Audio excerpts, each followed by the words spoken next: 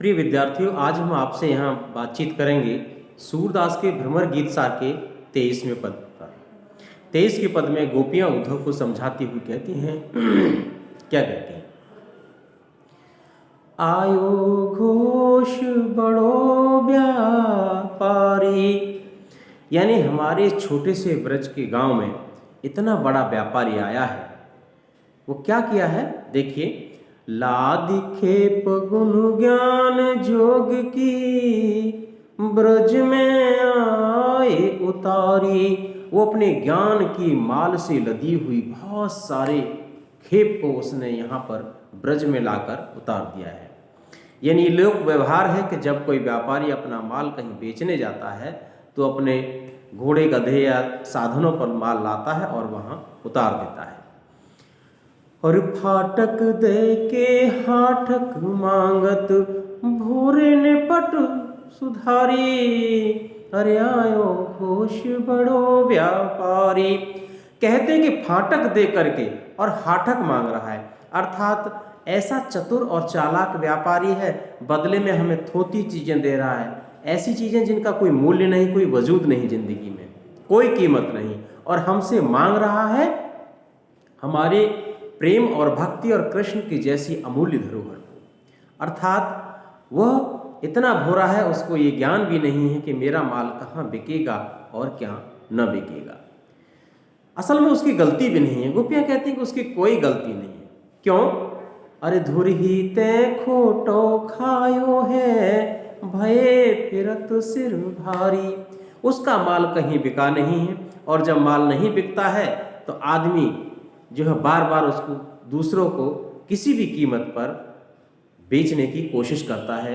एक जगह नहीं बिकता तो फिर दूसरी जगह जाता है। इसी तरह से उसका जो ज्ञान है वो कभी बिका नहीं है, किसी ने स्वीकार नहीं किया, इसीलिए वो बार बार हमारे पास आता है। इनके कहे कौन बहकावे, और ऐसो कौन अजानी।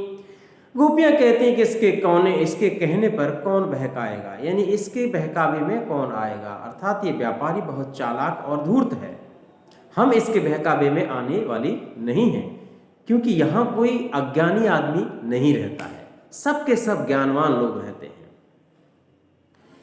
और आगे फिर समझाती हैं, उधव जाए सवार यहाँ ते, बेग गहरे जन लाओ।